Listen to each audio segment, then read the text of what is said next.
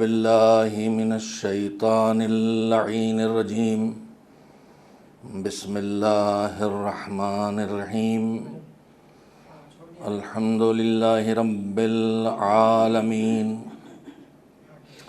والعاقبۃ للمتقین والجنۃ للمؤمنین والنار للملحدین والصلاة والسلام على سید الانبیاء والمرسلین سیدنا ونبینا وشفیعنا ابی القاسم محمد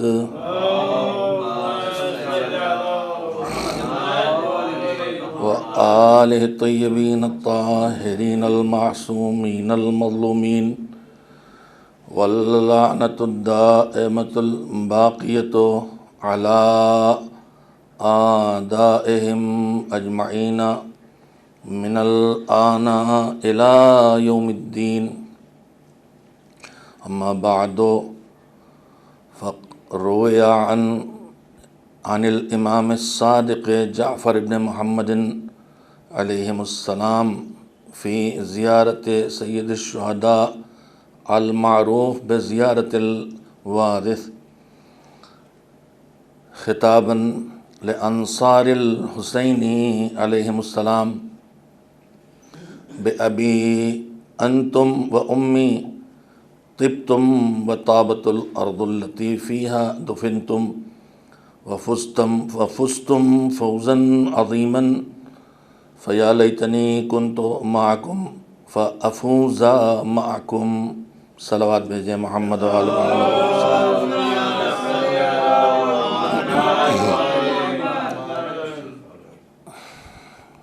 1443 ہجری کے محرم کے آغاز سے جو سلسلے گفتگو شروع کیا گیا ہے آج اس کی چوتھی شب ہے۔ عنوان گفتگو حق محرم ادا کرنے کے لیے رکھا گیا ہے کہ عصر غیبت میں ایک حسینی کی ذمہ داریاں۔ ایک انسان جو حسینی ہے یا حسینی خود کو کہتا ہے، حسینی خود کو سمجھتا ہے، تو یہ حسینی ہونا اس پر ذمہ داریاں لاتا ہے۔ جیسے انسان کا مسلم ہونا اس پر ذمہ داریاں لاتا ہے، جیسے انسان کا مومن ہونا اس پر ذمہ داریاں لاتا ہے، جیسے انسان کا عادل ہونا اس پر ذمہ داریاں لاتا ہے، متقی ہونا ذمہ داریاں لاتا ہے، اسی طرح سے حسینی ہونا ذمہ داریاں لاتا ہے۔ اور یہ بالکل اسی طرح ہے کہ جیسے ہمارے یہاں ملازمتیں ہوتی ہیں تو ان میں درجات ہوتے ہیں، مراتب ہوتے ہیں، منصب ہوتے ہیں، عہدے ہوتے ہیں۔ ایک سپاہی ہوتا ہے نارمل سا، اس کے بعد پھر مثلاً اگر پولیس ہے تو ہیڈ کانسٹیبل آتا ہے مثال کے طور پر، پھر سب انسپکٹر آتا ہے، پھر انسپکٹر آتا ہے۔ اسی طرح سے فوج کی دنیا میں بھی ہر نظام میں مراتب اور منصب ہوتے ہیں، اور جتنا منصب بڑھتا ہے اتنی ہی ذمہ داریاں بڑھتی ہیں۔ لہٰذا اگر ہمارا خیال ہے کہ ہم حسینی ہیں تو پھر یہ منصب جس سے منسوب ہے، جس کے نام سے یہ منصب اور یہ عہدہ ہم اپنے نام لکھ رہے ہیں، حسینی ہونا کوئی معمولی شرف نہیں ہے۔ اس کے لیے سب سے پہلی شرط ہے نسل کا پاک و طاہر ہونا۔ اس کے لیے شرط ہے کہیں نہ کہیں سے دل و دماغ میں انسانیت دوستی کا پایا جانا۔ اس کے لیے شرط ہے اچھائیوں کو پسند کرنا، برائیوں سے نفرت کرنا۔ حسینی ہونا ایک منصب ہے، ایک عہدہ ہے، اور اپنے ساتھ ذمہ داریاں لے کے آتا ہے۔ اور یہ اللہ نے جو انتظام کیا ہے کہ حسینی وجود میں آئیں، وہ اس لیے ہے کہ جو مقصد حسین کربلا میں لے کے اٹھے تھے اس مقصد کا کمال اور عروج تب ہوگا اور وہ مقصد اپنی تکمیل تک تب پہنچے گا جب جیسے حسین نے کربلا میں اپنے انصار کے ساتھ اٹھ کے دین کی بقا کا انتظام کیا تھا، دین کو مٹانے سے بچایا تھا، اب اسی طرح سے وارث حسین پردہ غیب سے آ کے اپنے دور کے انصار و اعوان سے جو حسینی ہوں گے، جو کربلائی ہوں گے، جن کے اندر مزاج کربلا رچا بسا ہوگا، ان کی مدد سے مقصد حسین کو پورا کریں گے، اور وہ ہے دین کا پوری زمین پر پھیل جانا، دین کی حکومت کا قائم ہو جانا، اور ظلم و ستم و کفر و عناد و شرک و نفاق سے زمین کا پاک ہو جانا۔ ایک صلوات بھیجیں محمد و آل محمد۔ سارے انبیاء اور سارے مرسلین کا ہدف یہی تھا کہ زمین پر حکومت قائم ہو، جس میں عدل و انصاف ہو، جس میں ظلم و ستم نہ ہو، جس میں سب کو حق ملے، جس میں سب کے ساتھ اچھا برتاؤ ہو، جس میں کسی کو کسی کے ہاتھوں ذلیل نہ ہونا پڑے، جس میں کسی کو کوئی ستانے والا نہ ہو، جس کی مثالیں روایت میں بھی ان فقروں کے ساتھ آئی ہیں کہ وہ حکومت قائم ہو کہ بکری اور شیر ایک گھاٹ سے پانی پئیں۔ ایک کنایہ بھی ہو سکتا ہے کہ ایک انتہائی کمزور انسان اور ایک انتہائی طاقتور انسان ایک ساتھ زندگی بسر کریں، اور کمزور کے دل میں طاقتور کا خوف نہ ہو، اور طاقتور کے وہم و گمان میں بھی کمزور کو کچلنے کا خیال نہ ہو۔ یہ وہی حکومت عالمی سطح پر آئے جس حکومت کی داغ بیل پیغمبر خدا حضرت محمد مصطفیٰ صلی اللہ علیہ وآلہ وسلم نے مدینے میں رکھی تھی، اور جس کا نمونہ پھر دوبارہ ایک طویل مدت کے بعد پھر سے پیش کیا تھا مولائے کائنات امیر المومنین حضرت علی بن ابی طالب علیہ السلام نے، اور جس میں اعلان کیا تھا کہ اگر ناحق کوئی چیز کہیں سے لی گئی ہوگی، مظلوم سے ظالم نے کچھ چھینا ہوگا، تو میں اسے واپس پہنچاؤں گا، چاہے وہ چینٹی کے منہ میں گیہوں کی چھلکے کی بھوسی ہی کی شکل میں کیوں نہ ہو۔ اور علی سے اختلاف کی اصل وجہ یہی تھی کہ جب یہ اتنی سے ناانصافی برداشت نہیں کر سکتے ہیں تو پھر ان کے ساتھ ہماری کہاں نبھنے والی ہے۔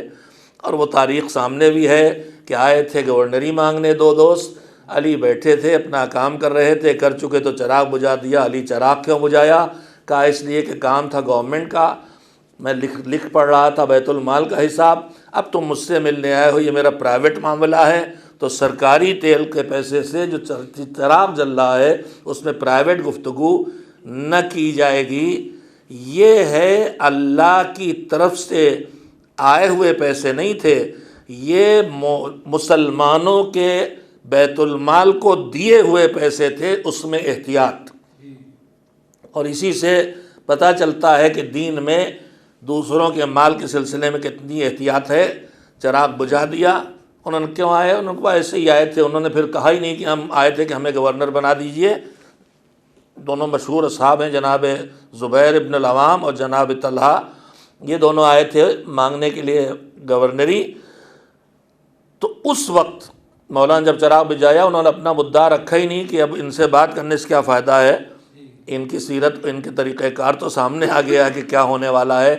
اسی حکومت کے نمونے کو جو علی نے پیش کیا تھا، جس کو ائمہ کے ذریعے نافذ ہونا تھا، جو ائمہ سے حق چھینتے رہے اور یہ نہیں ہو سکا، اور سید الشہداء کا دور آتے آتے نہ صرف یہ کہ حکومت ظالم ترین ہاتھ میں چلی گئی، بلکہ وہ آ گیا حاکم وقت بن کر، جو نہ دین کا قائل تھا، نہ وحی کا اقرار کرتا تھا، نہ مذہب کو مانتا تھا، نہ اسلام کو دین سمجھتا تھا، نہ وہ پروردگار کے وجود کا قائل تھا۔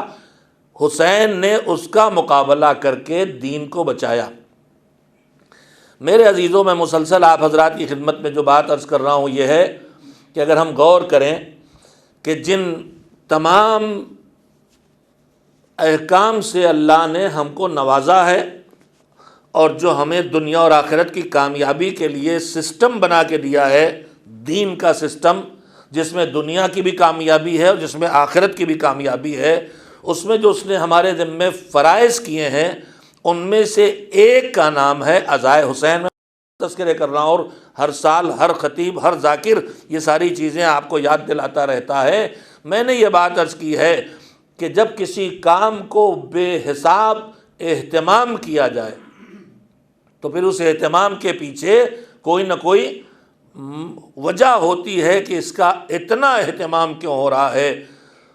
تو میرے عزیزو، دین کے پہنچانے کا جتنا اہتمام پروردگار نے کیا کسی چیز کا نہیں ہے، اور پھر دین کے پہنچانے میں جو طریقے اللہ نے معین کیے جن کے ذریعے دین لوگوں کے اندر پہنچے، لوگوں کے گھروں میں پہنچے، ماحول میں پہنچے، ارد گرد پہنچے، پھیلے، دلوں پہ حکومت قائم کرے، زندگیوں پہ حکومت قائم کرے، معاشرے پہ حکومت قائم کرے، انسانوں پہ حکومت قائم کرے، دنیا پہ حکومت قائم کرے، تاکہ دنیا چین اور سکون کی دنیا بنے اور آخرت کامیابی کی زندگی سے ہمکنار ہو جائے۔ ان راستوں میں سے جو عبادات، جو ذمہ داریاں رکھی گئیں، جو کارۂ خیر رکھے گئے، اس میں ایک چیز ہے عزاداری، جس کی بقا، جس کے پھیلاؤ، جس کے انجام دینے کے سلسلے میں جتنا اہتمام دکھائی دیتا ہے ارکان دین اور اعمال خیر میں، اتنا اہتمام دوسرے چیزوں کے لیے نہیں دکھائی دیتا۔ نہ اتنا اہتمام حج کے لیے دکھائی دیتا ہے، نہ اتنا اہتمام دوسری بار رمضان کے لیے دکھائی دیتا ہے۔ میں نے اس کی مثالیں دی ہیں کہ عزائے حسین کو اللہ نے ہماری زندگی سے اس طرح جوڑ دیا، نماز ہے وقت 5 بار پڑھی جائے گی، روزہ ہے سال میں 1 بار رکھا جائے گا، حج ہے زندگی میں 1 بار واجب ہوگا پھر کرتے رہو مستحب ہے، عمرے ہیں تو ہر وقت آدمی عمرہ نہیں کرے گا، چھوڑ کے زندگی جائے گا، عمرہ کر کے واپس آ جائے گا، زکوٰۃ ہے کبھی نکالے گا، صدقہ ہے گھر میں کسی ایک وقت دے گا۔ لیکن عزائے حسین کو زندگی سے اللہ نے اس طرح جوڑ دیا، جستا جستا روایتوں کے فقرے میں بتا رہا ہوں کہ لمحوں کے لیے بھی الگ نہیں ہو سکتا۔ کہ آپ پانی تم دن میں کتنی مرتبہ پیتے ہو، جتنی مرتبہ پانی پیو حسین کو یاد کرو۔ زندگی سے یاد حسین کو جوڑا، اور میں نے روایت سنائی چھٹے امام حضرت جعفر صادق علیہ السلام کو، سانس تو ہم ہر وقت لیتے ہیں، لیکن اس سانس میں اگر جسے ہم کہتے ہیں ٹھنڈی سانس لینا، اگر غم حسین معصوم کہتے ہیں ہمارے اوپر پڑنے والی مصیبتوں اور مصائب اور مظالم کو یاد کر کے اگر تم میں کوئی سانس بھی لیتا ہے تو وہ سانس تسبیح بن جاتی۔ رمضان میں روزہ رکھ کے سونا عبادت بنتا ہے، مگر وہ 1 مہینے کا شرف ہے، مگر یہاں مہینے کی قید نہیں ہے، سال کی قید نہیں ہے، وقت کی قید نہیں ہے، دن کی قید نہیں، رات کی قید نہیں۔ جب تم کو ہماری غمزدہ زندگی کا کوئی حصہ مصیبتوں کا یاد آ گیا اور تم نے ایک ٹھنڈی سانس لی تو یہ سانس تسبیح بن جائے گی، اور اگر سانس بھی نہ لی، خالی ہمارے غم کے کسی منظر کو یاد کر کے تم اندر سے رنجیدہ ہو گئے تو تمہاری اندر کی رنجیدگی بھی اللہ کی عبادت بن جائے گی۔ عبادت ظاہری جسم سے، اعضاء سے انجام دیے جانے والے اعمال کا نام ہے، ہاتھوں سے ہوتی ہے، کان سے ہوتی ہے، سن کے، زبان سے ہوتی ہے، بول کے، تلاوت کر کے، آنکھوں سے ہوتی ہے، دیکھ کے، مگر دل کا مہموم ہو جانا، طبیعت کا مغموم ہو جانا، یہ اعمال ظاہری میں نہیں ہے، یہ ظاہری بدن سے نہیں جڑا ہے۔ یہ شاید میں نے بہت غور تو نہیں کیا، لیکن لگتا یہی ہے کہ یہ ایسی عبادت ہوگی کہ جس میں اعمال جسم کو کچھ کرنے کی ضرورت نہیں ہے، خالی فکر چلے تو عبادتوں کو لے کے چلی آئے۔ ایک صلوات بھیجیں محمد و آل محمد۔ اس عبادت کو کتنی تعمیم دی، کتنا عموم دیا۔ میں نے عرض کی ہے بات، کہیں یاد آتی ہے تو دہراتا ہوں ان کے لیے کہ جن تک بات نہ پہنچی ہو۔ کبھی کبھی ہم اتنے تھکے ہوتے ہیں کہ ہمارا جی نہیں چاہتا کہ ہم کچھ کریں، کچھ بھی کرنے کو جی نہیں چاہتا، آنکھیں بند کر کے پڑے رہیں۔ اگر کوئی آواز بھی کانوں میں آتی تو اچھی نہیں لگتی، چاہے وہ پیارے بچے، تھکن ہے، تھوڑی دیر آرام کر لینے دو، چین سے رہنے دو، موبائل تیز نہ چلاؤ۔ ہمارے قاضی میاں اکثر ہم سے یہی سنا کرتے ہیں، مگر اس کی وجہ یہ نہیں ہے کہ میں تھکا ہوتا ہوں، اس کی وجہ یہ ہے کہ یہ تھک جائیں گے تیز آواز میں موبائل سن کے۔ ایک صلوات بھیجیں محمد۔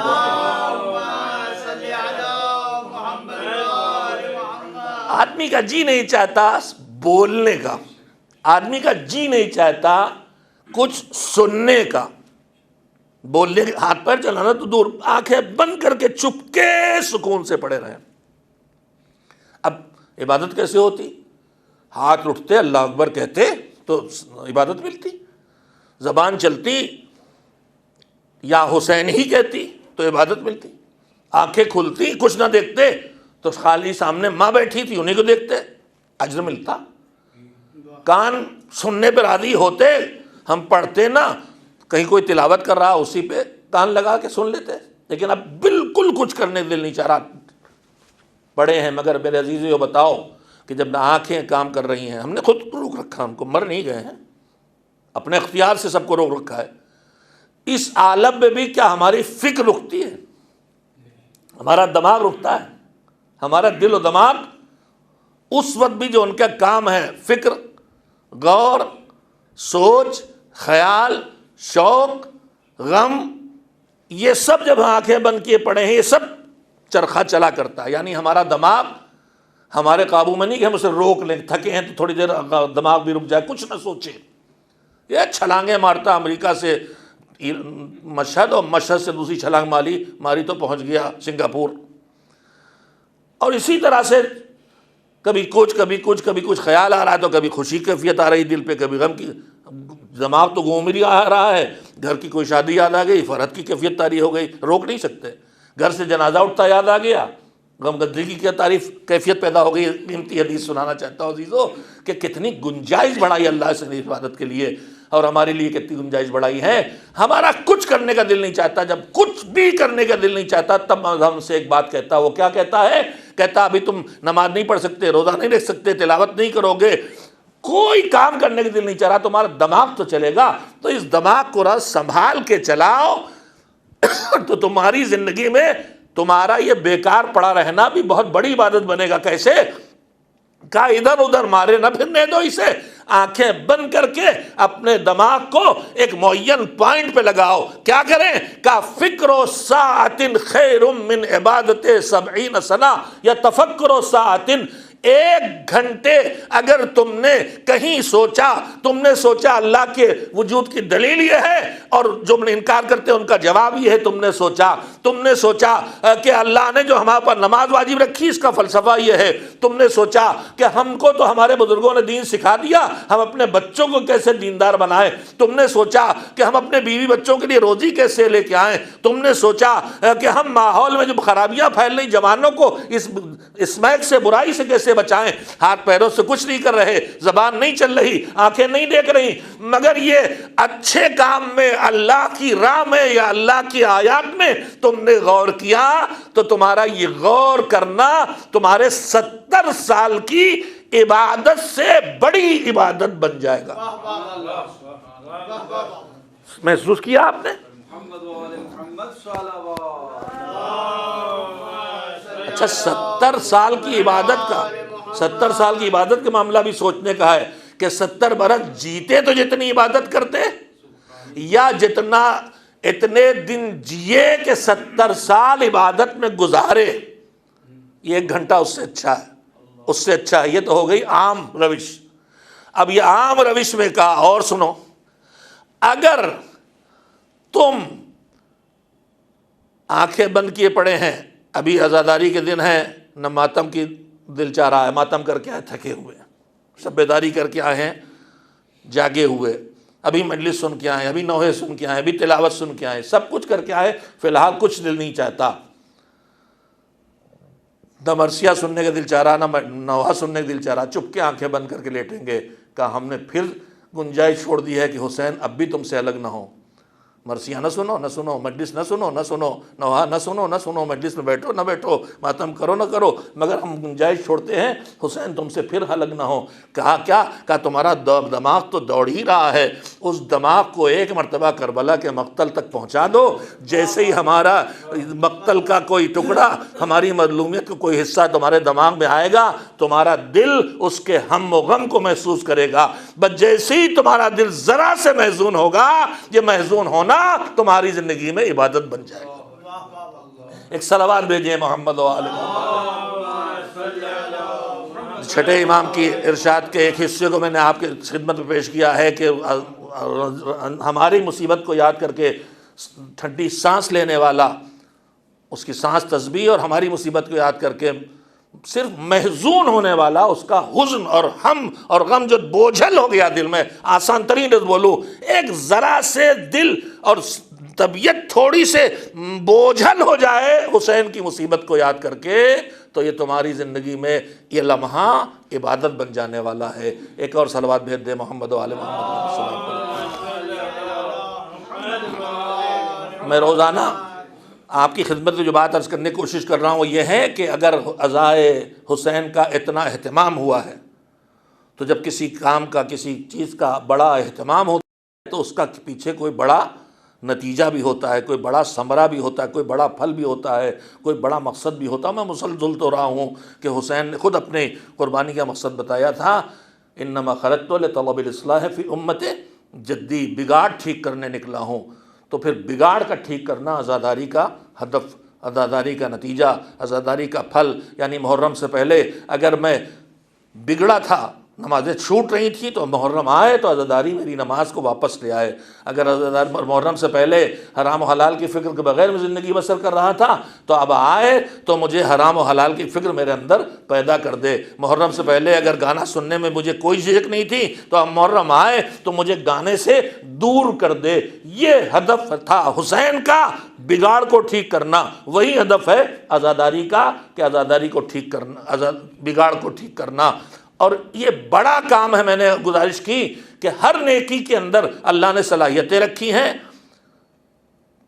ہر نیکی یا دوسری نیکی کو کھینچ کے لاتی ہے یا کسی گناہ سے نیکی بچاتی ہے۔ مثلا نماز میں پڑھ چکا ہوں، میں ربط کے لیے دہراتا ہوں، مثلا نماز پڑھنے سے کم کچھ نہ ہوگا تو اتنا ہوگا کہ نماز مجھے برائیوں سے، کھلم کھلا گناہوں سے، فحشاء و منکر سے بچائے گی۔ روزہ رکھنے کا فائدہ یہ ہوگا میرے اندر تقویٰ پیدا ہوگا۔ تو کبھی کبھی یہ نیکی دوسری نیکی کو لاتی ہے، کبھی نیکیاں دوسرے گناہوں سے بچاتی ہیں، مگر ہر نیکی کے اندر ایک محدود طاقت ہے، کچھ نیکیوں تک کھینچ کے پہنچانا یا کچھ گناہوں سے بچانا۔ مگر عزاداری اللہ کی طرف سے عطا کردہ اس عبادت کا نام ہے جس کے اندر اللہ نے یہ صلاحیت دے دی ہے کہ وہ ساری نیکیوں پر لگانے کی طاقت بھی رکھتی ہے اور ساری برائیوں سے بچانے کی طاقت بھی رکھتی ہے۔ حسین کے تذکرے انسان کے اندر خالی نماز کا جذبہ پیدا نہیں کرتے، قربانی کا جذبہ بھی پیدا کرتے ہیں۔ حسین کی یاد خالی اللہ کی یاد تک نہیں لاتی، بندوں کا خیال رکھنے کا سلیقہ بھی سکھاتی ہے۔ حسین کی بات خالی اچھائی کی راہ پہ نہیں ڈالتی، لشکر یزید سے نفرت کر کے برائیوں سے دور لانے کی صلاحیت بھی دیتی ہے۔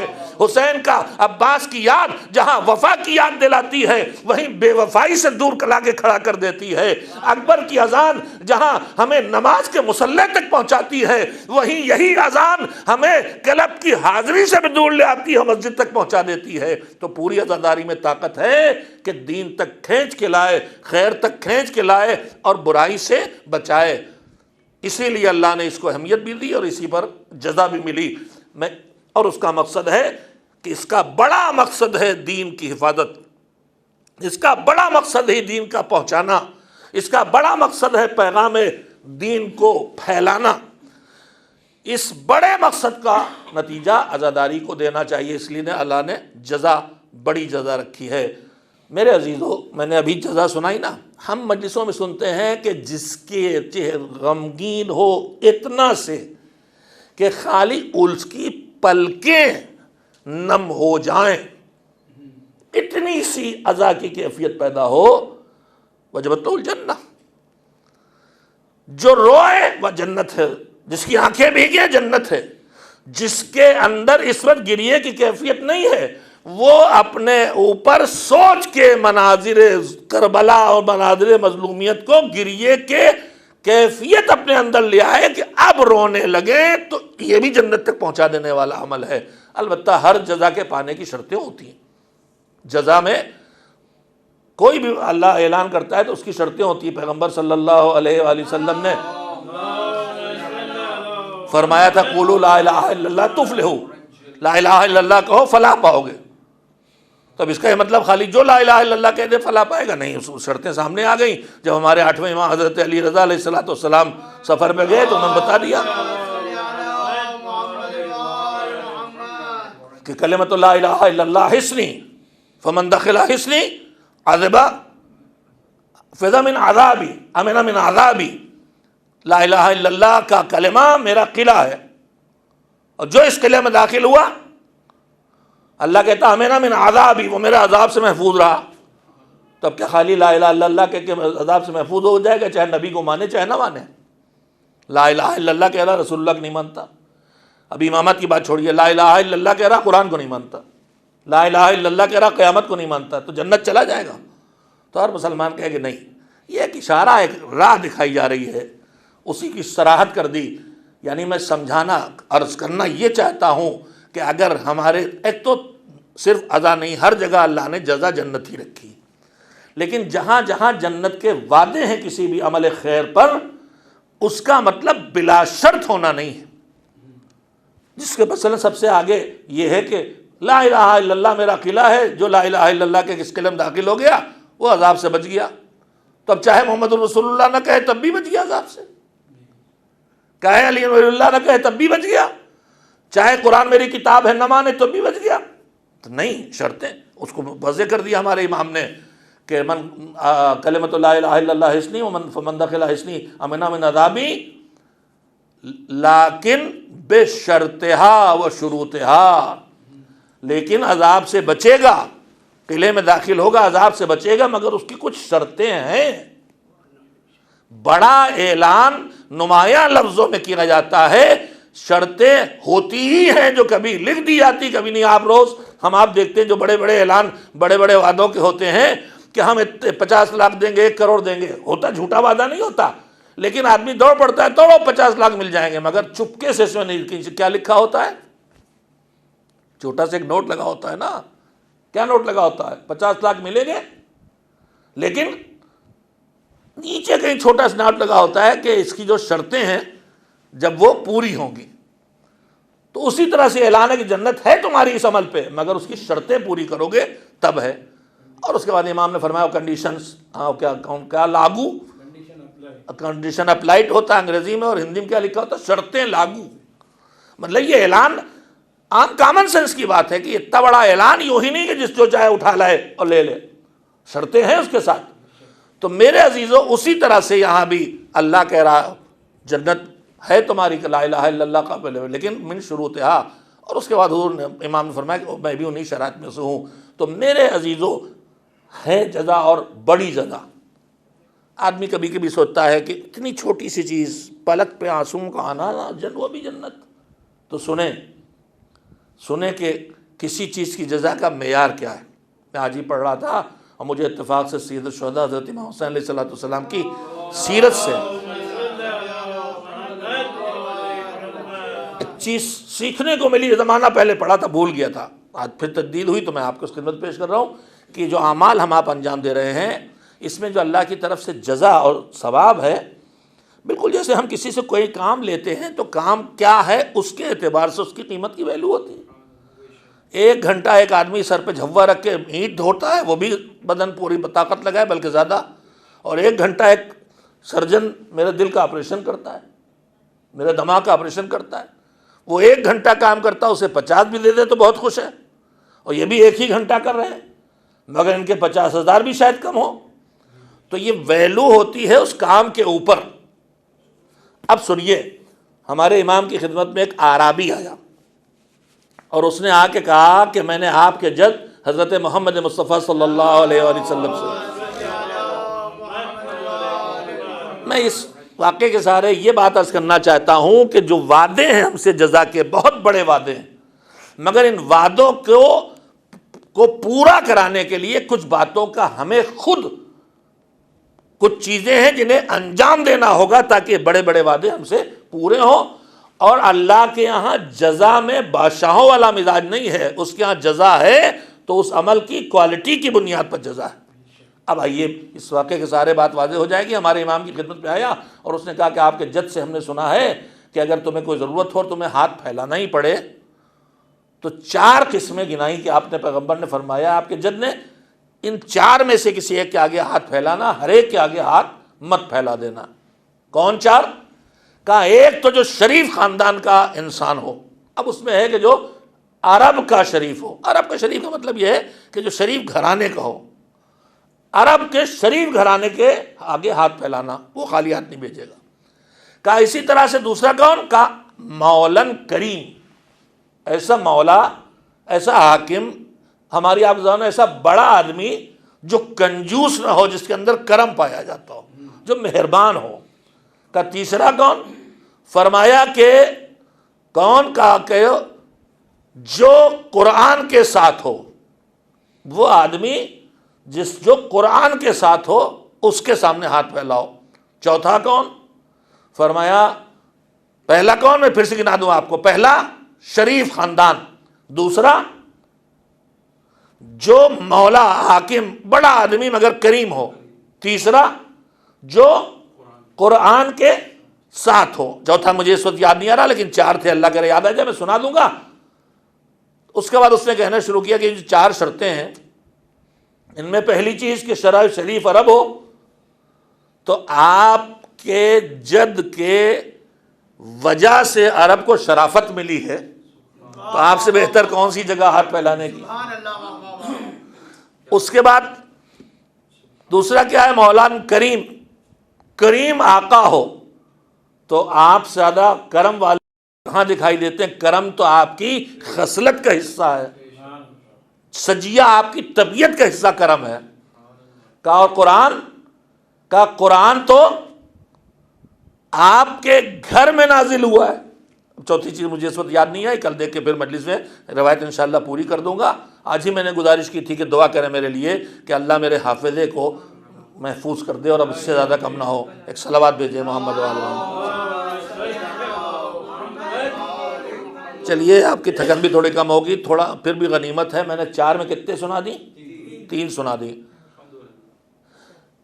پیغمبر کے دور میں جو لوگ ہوتے تھے صحابی، اور جو پیغمبر کو نہ دیکھا ہو لیکن صحابیوں کے بعد جنہوں نے ان کو دیکھا، جنہوں نے پیغمبر کو دیکھا، وہ کیا کہلاتے ہیں؟ تابعی۔ ان کی بھی قیمت ہے، اس لیے قیمت ہے کہ بھائی پیغمبر سے نہیں ملے مگر ڈائریکٹ ان سے ملے جنہوں نے پیغمبر سے سنا دیکھا، اٹھے بیٹھے، ان سے سیکھیں گے۔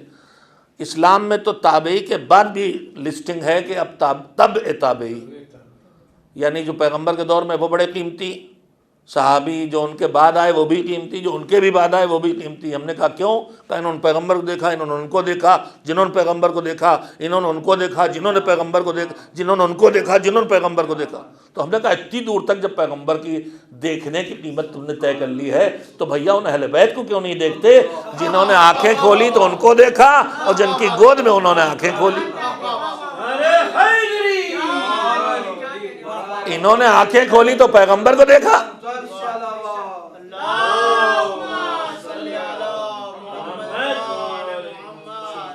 انہوں نے آنکھیں کھولی تو پیغمبر کو دیکھا، اور پیغمبر نے آنکھیں بند کی تو ان کو دیکھ کے بند کی۔ ان کو کیوں کنارے کر دیتے ہو بھائی؟ ان کو پہلے رکھو، اس کے بعد اہل بیت کے بعد اصحاب کی ہم بھی قدر اور عزت کرتے ہیں، لیکن اہل بیت کے بعد۔ اس لیے بھی کہ اصحاب بھی بزرگ ہیں، محترم ہیں، صحابی ہونا شرف ہے، تابعی ہونا شرف ہے، مگر یہ سارے شرف ہونے کے باوجود قرآن مجید نے ان کی ضمانت نہیں لی، مگر اہل بیت کی عصمت کی ضمانت لے لی ہے قرآن کریم کہ ان سے بھول چوک بھی نہیں ہو سکتی۔ نیک نیت اصحاب، نیک نیت تابعین، لیکن بھول چوک تو ہو سکتی ہے، خطا تو ہو سکتی ہے۔ آپ روز مانتے ہیں خطا اجتہادی ہوئی، تو پھر جس سے خطا اجتہادی کا امکان، وہاں کیوں جاتے ہیں؟ پہلے اس کے پاس چلیے کہ جہاں عصمت ہی عصمت ہے، جہاں بھول چوک خطا ہو ہی نہیں سکتی، اگر وہاں سے ضرورت پوری نہ ہوگی تو آگے چلیے گا۔ مگر کیسے کہوں ضرورت پوری نہ ہوگی؟ اس لیے کہ وہ کون ہے جن کے لیے پیغمبر نے کہہ دیا انا مدینۃ العلم وعلی بابھا، ان تک پہنچو گے تو یہ تو دروازہ ہیں، یہ تو تمہیں پیغمبر کے شہر علم تک پہنچا دیں گے، اور وہاں پہنچ گئے تو پھر ضرورت کیسے نہیں پوری ہوگی؟ تو جو بہترین دریا ہے وہ یہی ذریعہ ہے۔ ہم اپنے بھائیوں کی خدمت میں اسی لیے بار بار عرض کرتے ہیں کہ اہل بیت علیہ السلام سے وابستگی ضروری ہے، اور ان سے وابستہ ہو کے ہی آدمی اس دین تک پہنچ سکتا ہے جس میں نہ کسی کا دباؤ شامل ہوا ہو، نہ کسی چیز کی لالچ شامل ہوئی ہو، نہ کسی طرح کا خوف شامل ہوا ہو۔ خیر، تو تابعی تھے، وہ بھی آخری زمانے کے جب نپٹ رہے تھے، تابعی بھی ختم ہو رہے تھے۔ وہ مکے سے مدینے کہیں رہنے والے تھے، گئے مصر، تو مصر والے بڑے قدردان ہیں دین کے، اور آج بھی ہیں۔ آج بھی مصر میں جو علم ہے اور جو اہل بیت علیہ السلام سے وابستگی ہے وہ پورے عالم اسلام میں کہیں اور نہیں دکھائی دیتی. جامعہ الازہر میں آج بھی اقرار حق کرنے والے، اہل بیت کے فضیلتوں کے اقرار کرنے والے آج بھی ان میں سب سے آگے ہیں. مصری وہ جگہ ہے جہاں عالم اسلام کے لیے فتویٰ دیا گیا ہے کہ 4 فقہیں جو برادران اہل سنت کی ہیں، جن پر کسی ایک پہ بھی عمل کر کے اللہ کی بارگاہ میں جواب دہ ہو سکتا مسلمان، حنفی، شافعی، مالکی، حنبلی، وہیں مصر کے جامعہ الازہر کے رئیس ہی نے اعلان کیا تھا کہ اسی طرح سے اگر کوئی فقہ جعفری پہ بھی عمل کرے وہ بھی بری الذمہ ہے. کشادہ صدر ہیں اور ہمیں ان چیزوں کو محسوس کرنا چاہیے اور امت کو بتانا بھی چاہیے. تنگ دلوں ہی سے ہمیشہ سامنا نہیں ہے، وسیع الصدر بھی ہمارے درمیان ہے، اور ہمیں انہی وسیع الصدر لوگوں کو گلے سے لگا کے تنگ دلوں تک پہنچنا چاہیے تاکہ ان کی تنگ دلی کو بھی ختم کیا جا سکے. ایک صلوات بھیجے محمد. مصر پہنچے، اب لوگ کاغذ قلم لے کے آگے کہ بھائی آخری تابعی بچے ان سے سن لو. کیوں سن لو؟ اس لیے کہ انہوں نے پیغمبر سے تو نہیں سنا، مگر بیچ میں ایک ہی آدمی آیا ہے تو کریکشن زیادہ ہوگا، غلطیاں کم ہوگی. جتنی لمبی فہرست ہوگی راویوں کی اتنی غلطیاں بڑھتی جائیں تو بہت صحیح حدیث مل جائے گی. اب بیٹھے، وہ لائے گئے، بوڑھے آدمی تھے، لا کے بٹھایا گیا اور انہوں نے روایت شروع کی کہ پیغمبر نے فرمایا ہے کہ جو آدمی 2 کام کر لے اس پہ جنت واجب. تو سب قلم تیار کہ چلو بھائی 2 کام کیا ہیں، پتہ چل جائے، جنت واجب ہو جائے گی اس کو کرنے سے. اب منتظر لوگ کہنے لگے کہ 2 باتیں پیغمبر نے فرمائی تھیں، میں نے تو سنی نہیں، اس راوی نے سنی جس نے مجھ کو بتائی حدیث، مگر وہ جو پیغمبر نے کہا تو 2 باتیں جو کام کر لے آدمی اس کے اوپر جنت واجب ہو جاتی ہے، اس میں سے ایک وہ راوی بھول گیا.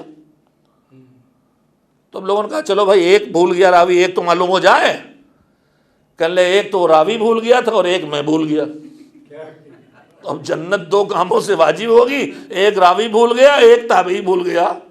تو میرے عزیزوں میں نے 4 کا وعدہ کیا تھا، 3 تو کم سے کم آپ کو سنائی دی ہے، باقی کل انشاءاللہ 4تھا بھی سنا دوں گا. ایک صلوات بھیجیں محمد و آل محمد علیہ السلام. بلکہ اجازت دے تو میں ابھی اپنے نوٹس میں ڈھونڈ کو ایک صلوات بھیجیں، میں نوٹس میں دیکھ کے آپ کی خدمت میں پہنچا دوں گا.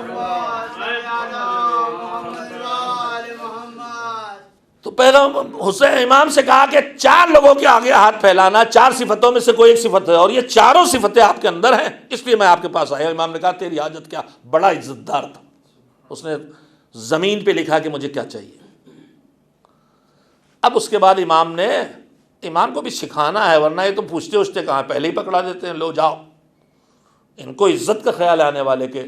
انہی اماموں میں وہ سیرت ملتی ہے کہ دروازے کے پیچھے سے جا کے تھیلی نکالی، لے لے. اس نے کہا مولا مجھ سے ناراض ہو گئے جو زیارت نہیں کرا رہے؟ کہا نہیں یہ بات نہیں ہے، لیتے وقت چہرے تیرے پر جو کیفیت ہوگی شرمندگی وہ مجھ سے دیکھی نہیں جائے گی. آپ اندازہ لگائیے یہ کتنے عظیم ہے، مگر سکھانے کے لیے ہوتا ہے. تو کہا ٹھیک ہے، تو نے مجھ سے مانگا ہے تو سن.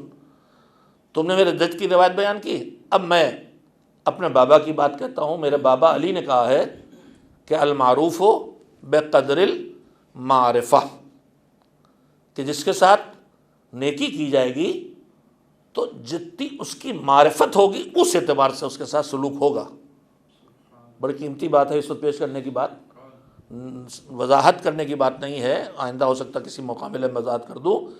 کہ میں نے ابھی کہا نا کہ 1 گھنٹے کی اجرت ایک مزدور کو کیا دیتے ہیں ہم، جو پڑھا لکھا نہیں بس اینٹ اٹھانا جانتا ہے، اور 1 گھنٹے کی اجرت ایک ایسے سرجن کو جس نے 30 سال 40 سال اپنے لگائے ہیں تب اس جگہ تک پہنچا ہے. تو جتنی جس کی پہچان، جتنی جس کی معرفت، اس حساب سے اس کی اجرت. یہ ایک نظام عدل ہے. کہا المعروف بقدر المعرفہ، کہاں فرمایا ہے. کہا پھر میں تم سے کچھ سوال کروں گا، تم اس کے جواب مجھے دو. تو کہا اللہ کی مدد شامل حال ہو میرے، بسم اللہ. اب اس کے بعد امام نے اس سے سوال کرنا شروع کیا کہ یہ بتاؤ کہ انسان کے لیے سب سے زیادہ قیمتی چیز کیا ہے؟ تو اس نے کہا کہ الایمان باللہ. وہ بھی تھا صاحب معرفت. اللہ پر ایمان سے بڑی طاقت انسان کی کوئی نہیں. اس کے بعد امام نے کہا کہ یہ بتاؤ کہ اگر کوئی آدمی کمزوری محسوس کرے تو اس کا سہارا کیا ہے اور نجات کا ذریعہ کیا ہے؟ تو اس نے کہا ثقت باللہ، میں کتنے ہی گنہگار ہوں مگر اللہ پر بھروسہ مجھے نجات دلوا دے گا. اللہ پہ بھروسہ، اس کی رحمت پہ بھروسہ مجھے نجات دلا دے گا. گناہ کر کے بھروسہ کرنا اور ہے اور بھروسہ کر کے گناہ کرنا اور ہے، یاد رکھیں. یہ غلطیاں ہم سے بہت ہوتی ہیں کہ اللہ کریم ہے بخش دے گا. نا، غلطی ہو گئی تو مایوس نہ ہو، کریم ہے بخشے گا. لیکن اللہ کریم ہے لہذا میں بدکاری کروں، اللہ کریم ہے لہذا میں چوری کروں، یہ نہیں ہے. جرم کے کرنے کا سہارا نہیں ہے، مجرم کو مایوسی سے بچانے کا سہارا ہے. اللہ کریم بخش دے گا بے شک. کہا کہ یہ بتاؤ کہ انسان کے لیے سب سے قیمتی چیز کیا ہے؟ تو ضرورت مند تو تھا، لیکن اسے پھر کہا کہ العلم معہ الحلم. انسان کے لیے سب سے قیمتی چیز یہ ہے کہ انسان کے پاس علم ہو، لیکن علم کے ساتھ ساتھ اس کے اندر اس علم کی برداشت بھی ہو. اوچھاپن نہ آ جائے، دکھاوا نہ آ جائے، دوسروں کو ذلیل نہ کرنے لگے. وہ علم جس کے ساتھ حلم پایا جائے. علم ہو تو حلم ہو، بردباری ہو، بھاری پن ہو، ہلکا پن، سبکی اور اوچھا پن نہ ہو، دکھاوا نہ ہو. اپنے قلم سے اپنے کا آیت اللہ نہ لکھے، لوگ آیت اللہ مانے. اپنے قلم سے علامہ نہ لکھے، لوگ اسے علامہ سمجھیں. اپنے زبان سے اپنے علم کا اظہار نہ کرے، لوگ اس کے علم کا اظہار، علم کو، اس کو عالم مانے. العلم معہ الحلم، جس کے ساتھ برداشت ہو، اپنے علم کی بھی برداشت ہو، دوسروں کی بدسلوکی کی بھی برداشت ہو، جاہلوں کی بدسلوکی کی برداشت بھی ہو. امام نے کہا اگر نہ پہنچ پائے یہاں تو اس نے کہا پھر المال معہ الکرم. مال ہے انسان کے لیے قیمتی، مگر وہ مال جس کے ساتھ کرم اور سخاوت مندی ہو، کنجوسی نہ ہو، تو وہ بھی انسان کے لیے قیمتی چیز ہے. امام نے کہا اگر وہ بھی نصیب نہ ہو تو پھر، آج امام بھی پورا امتحان ہی لے رہے ہیں، اسی حساب سے دینا بھی ہے نا. المعروف بقدر المعرفہ، جتنا یہ اونچا جائے گا اتنی اونچی پائے گا. کہا کہ سب سے اونچا کا ایمان علم جس کے ساتھ علم ہو، کہا اس کے بعد نہ کرے پائے تو کا مال جس کے ساتھ کرم ہوگا وہ بھی نہ ہو. تو فرمایا الفقر معہ الصبر.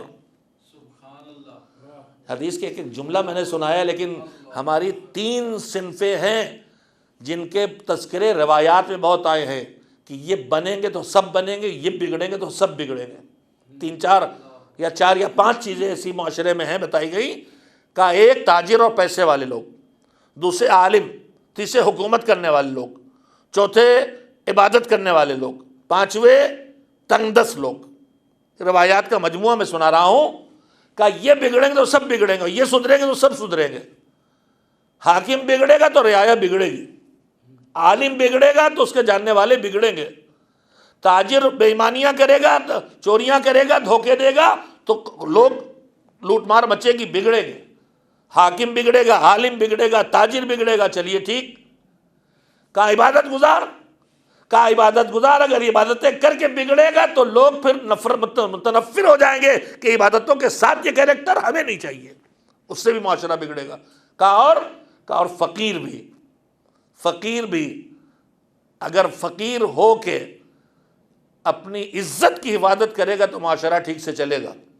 اور اگر فقیر بگڑا اور دین فروشی پہ آ گیا اور عزت بیچنے پہ آ گیا تو پورا معاشرہ کرپٹ ہو جائے گا. میں اس زیادہ صراحت نہیں کروں گا. اگر فقیر بگڑا اور اسے بس اپنا پیسہ چاہیے، اس کے لیے پھر نہ عزت کا خیال نہ آبرو کا، تو اس سے وہی نہیں بگڑے گا، کرپٹ ہوگا، معاشرہ کرپٹ ہوگا. اس کی غربت کا ناجائز فائدہ اٹھایا جائے گا. ہم اس کی غربت دور کرنے کے لیے دیں گے رقم شرعی اور کہیں گے فلاں کو گالی دے آؤ. میں ایک مثال دے ہی دیتا ہوں. تو فقیر بگڑے گا. اگر یہ ٹھیک ہوں گے سب سدھریں گے، معاشرے کی گنتی کرائی گئی. تو اس نے کہا کہ اگر آدمی نہ علم تک پہنچ پائے، نہ مال تک پہنچ پائے، فقیر رہ گیا، جاہل بھی ہے، فقیر بھی، پیسہ بھی نہیں ہے، مگر فقر ہے، تو کہا الفقر معہ الصبر. فقیر ہو تو صبر کے ساتھ. امام نے کہا اگر یہ بھی نہ ہو، اب آیا عربی. نہ علم و حلم پایا، نہ مال اور کرم پایا، نہ فقر و صبر پایا. تو اس نے کہا کہ پھر فصاعقۃ من السماء، آسمان سے بجلی گرے اسے جلا دے، اس کے لیے یہی اچھا ہے. یعنی 3 صنفیں ہیں، یا علم ہو، علم کے ساتھ نہیں آتے ہو تو مال ہو، کرم کے ساتھ نہیں ہے تو فقر ہو، صبر کے ساتھ. اگر یہ نہیں ہے تو پھر تم اس دنیا میں رہنے کے لائق نہیں. اگر غلط جواب دیتا تو امام انعام نہ دیتے. امام نے مسکرا کے اسی وقت عراق سے ان کے پاس ایک بہت بڑی تھیلی آئی تھی درہم و دینار کی، امام نے کہا تھا 3 سوال کروں گا، ایک سوال کا جواب صحیح دے گا 1/3، تو کر دے گا 2/3، تو نے جواب دے گا تو مکمل دوں گا۔ امام نے مسکرا کے تھیلی پھینکی، یہ لے جا، تیری معرفت زیادہ ہے لہذا تیرے اوپر کرم بھی زیادہ ہے۔ صلوات بھیجے محمد و آل محمد۔ میرے عزیزوں، میں نے بات جہاں سے شروع کی تھی، آج میری بات مکمل نہیں ہو سکی، کل اسی بات کو کنٹینیو کرتے ہوئے مکمل کروں گا۔ میں کہنا یہ چاہتا ہوں کہ اہتمام عزا کے پیچھے راز ہے، اور وہ راز کیا ہے؟ بڑا کام لینا ہے اس سے۔ وہ کام جو کربلا میں حسین نے کیا، وہ کام جو انبیاء و مرسلین نے کیا، وہ بڑے کام لینا ہے اللہ کو، اور اسی لیے جو اہتمام عزا ہے اور جو جزا ہے عزا کی، وہ جزا ایسی مشکل سے دکھائی دیتی ہے۔ بس آخری روایت اس سلسلے کی اور سن لیں، ایک صلوات بھیجیں محمد و آل محمد۔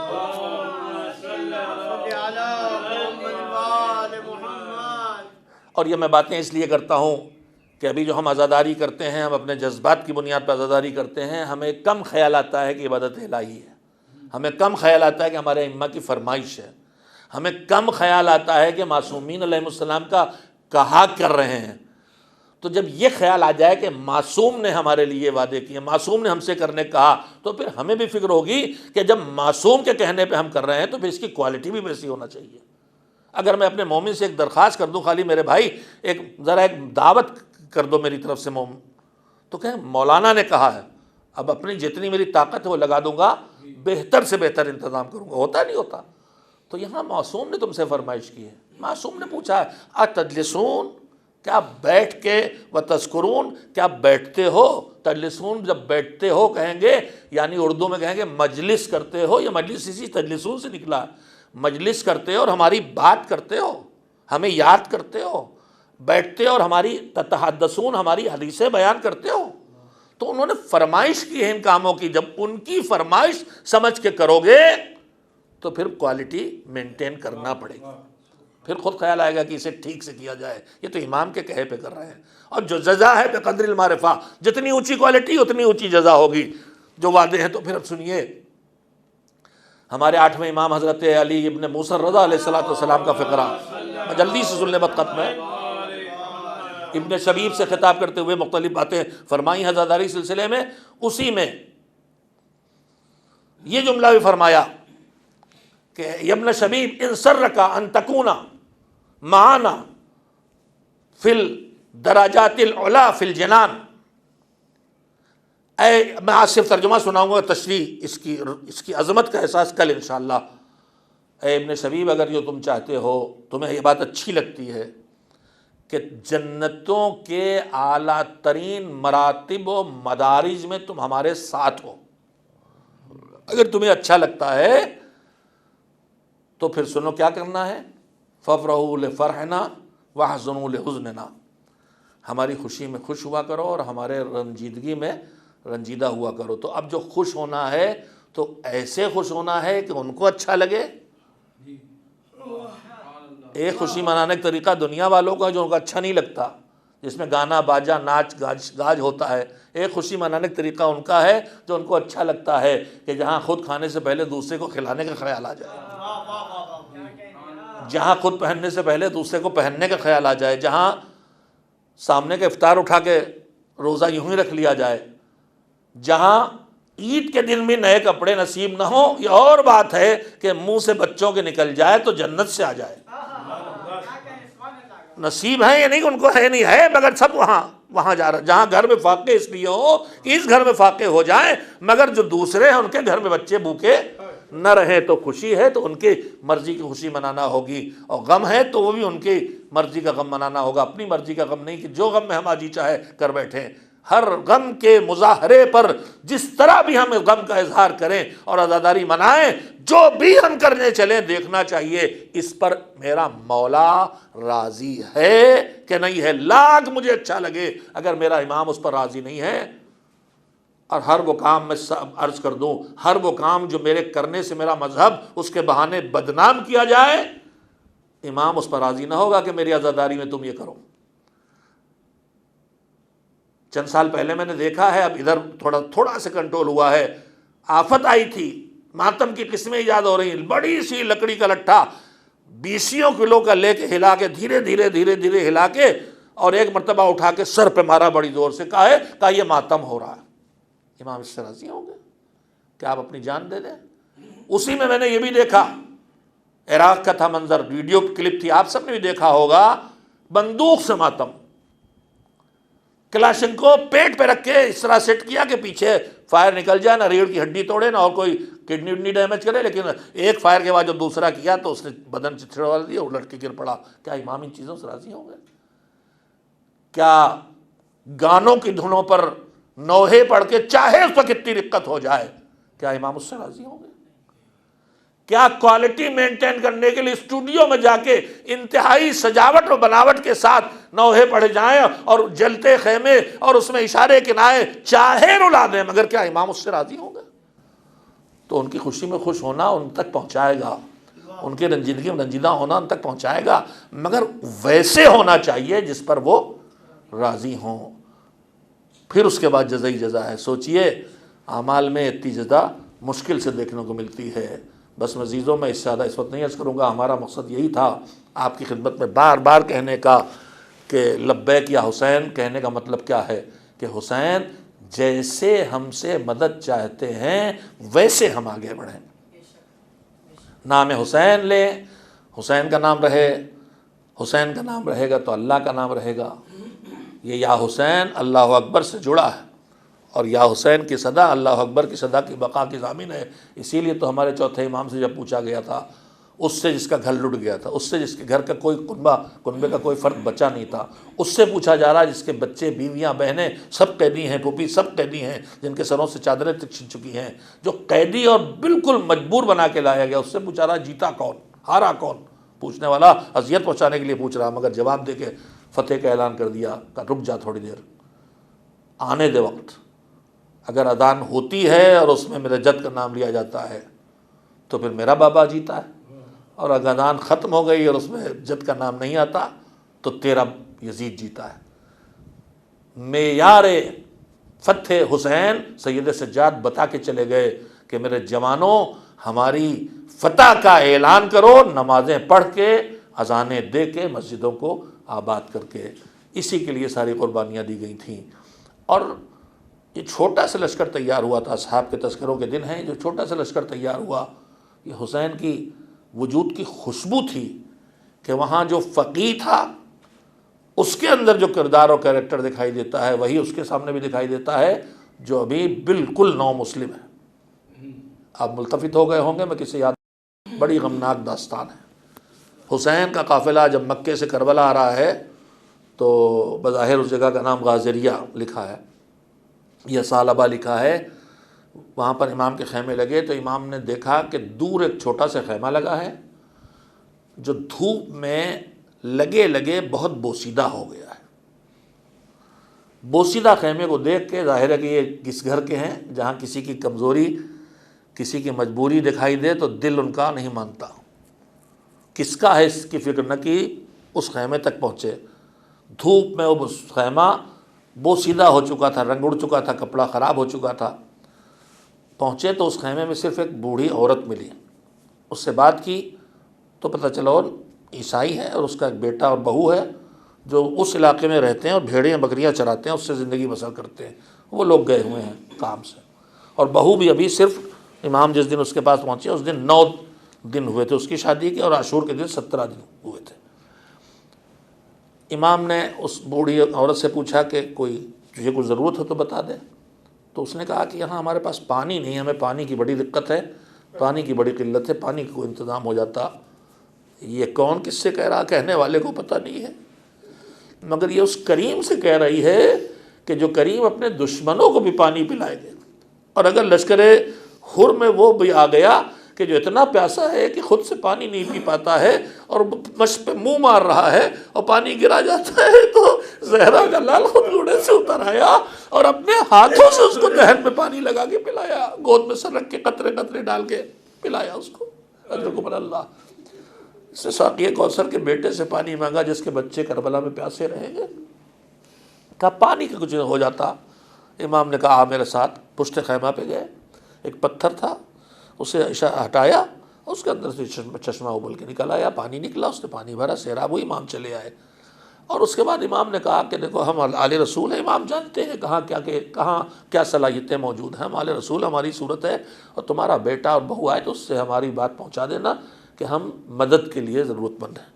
بیٹا اور بہو آئے، ان کا انتظار کیا ماں نے، لیکن جب سے امام گئے وہ بے چین تھی، کون ہے آخر، یہ کون ہے آخر، وہ عیسائی تھی، یہ کون ہے، یہ کیسے چشمہ نکالا، کیسے اتنا کریم ہے، بے چین تھی کہ کیسے امام کے پاس چلی جائے، مگر انتظار کیا، بچے بیٹا آیا، بہو آئی، ان سے بتایا اور کہا کہ چلو ان کی مدد کے لیے چلو، فوراً تیار کیا، اسی وقت خیمے اکھاڑ کے قافلہ حسین میں شامل ہو گئے اور 2 محرم کو ساتھ پہنچے، اور اس کے بعد 10 محرم کی صبح جنگ شروع ہوئی، اور شب عاشور سے لے کے آئی تھی ماں سمجھا کہ چلو چلو چلو، شب عاشور سمجھانا شروع کیا، صبح تمہیں اپنے مولا کی نصرت کرنا ہے، حسین کی نصرت کرنا ہے، معرفت کی اعلیٰ منزلوں پہنچ گئی، رسول اللہ کی شفاعت لینا ہے، حسین کی نصرت کرنا ہے۔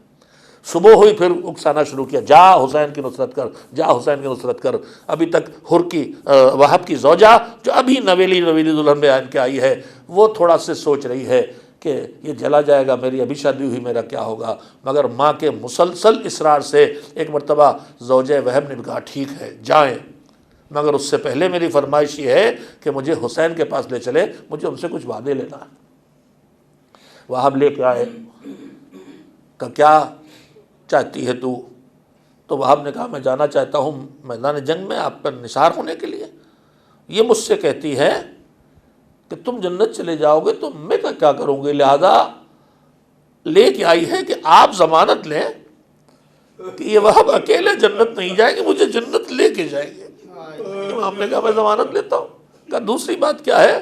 کہا آقا دوسری بات یہ ہے کہ جب میں مار دیا جاؤں گا، میرے حجرے میں، میرے خیمے میں میری ماں بیٹی بیوی بچے گی تو دشمنوں کے نرغے میں کہیں نہ آ جائے، لہذا بے سرپرست نہ ہو جائے، لہذا میری یہ چاہتی ہے کہ آپ اہل حرم کے خیمے میں اسے جگہ دے دیں۔ امام نے کہا تیری یہ بات بھی پوری ہو رہی ہے، اسے تو پتہ نہیں کہ یہ پناہ کیوں لے رہی، مگر حسین تو جانتے ہیں کہ جس زینب کے پاس یہ جا کے پناہ لے رہی ہے اس زینب کے سر سے ردائیں چھینی جائے گی، اس کا خیمہ جلائے گا۔ اجرکم اللہ، بیوی کو خیمے میں رکھا، وہاب لڑنے کے لیے آئے، لڑے، زخمی ہوئے، خون بہا، پلٹ کے آئے ماں کے پاس کہ اماں راضی؟ کا نہیں، جب تک تو جان نہیں دے دے گا میں راضی نہیں ہوں گی، جب ابھی آئی ہے اور اتنی با ایمان ہے کہ جب تک جان۔ پھر لڑے، بہت بڑی تعداد میں دشمنوں کو مارا، 40-50 سوار اور پیادوں کو مارا۔ ابن سعد اس جنگ کو دیکھ رہا تھا، اور اس کے بعد اس کے دونوں ہاتھ وہب کے کٹ گئے۔ وہب کے جب دونوں ہاتھ کٹ گئے تو دشمنوں نے چاروں طرف سے گھیر کے ان کو نرغے میں لیا۔ اسی وقت جب دونوں ہاتھ وہب کے کٹ گئے تھے تو ایک مرتبہ زوجہ وہب بے چین ہو کے نکلی اور ایک خیمے کا عمود لے کے وہب کو بچانے کے لیے دشمنوں پہ ٹوٹ پڑی۔ اس عالم میں بھی وہب کسی صورت سے، ہاتھ کٹے تھے مجھے نہیں پتا کیسے، لیکن اپنی زوجہ کے لباس کو اپنے قدموں سے کہیں الجھا کے حسین کے خیموں کی طرف چلے آئے کہ آقا بھی میں زندہ ہوں، یہ میری زوجہ یہ اس طرح سے نرغے آدھا میں نہ جانے پائے، اسے روک لے۔ میں کہوں گا وہب ابھی تو تم روک رہے ہو، غیرت تمہاری واپس لے آئی، لیکن تھوڑی دیر کے بعد اہل حرم ہوں گے، سروں سے چادریں چھنیں گی اور تماچے مارے جائیں گے۔ ہاں اس کے بعد وہب گرفتار کر لیے گئے، وہب کا سر کاٹا گیا، سر کاٹ کے خیموں کی طرف پھینکا گیا۔ وہب کی ماں نے اٹھا کے سر کو چوما، چہرے سے خون کو پاک کیا، خاک کو صاف کیا، بوسے دینے کے بعد سر کو دوبارہ ظالموں کی طرف پھینک دیا۔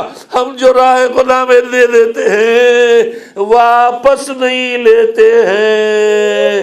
ارے سر وہب کا خیموں سے لڑکتا چلا گیا، لاد بھی پڑی ہے مگر کوئی پامال تو نہیں کر رہا ہے۔ اسی کربلا کے میدان میں بہن دیکھ رہی تھی، بیٹا دیکھ رہا تھا، یتیم بیٹی دیکھ رہی تھی، نو کے نیزہ پہ بابا کا کٹا سر ہے اور زمین پہ گھوڑے ہیں جو لاش حسین کو پامال کر رہے ہیں۔ وَسَيَعْلَمُ الَّذِينَ ظَلَمُوا أَيَّ مُنْقَلَبٍ يَنْقَلِبُونَ۔ اللہ لعنت اللہ علی القوم الظالمین۔ اللہم تقبل منا انک انت السمیع العلیم۔ ماتم حسین۔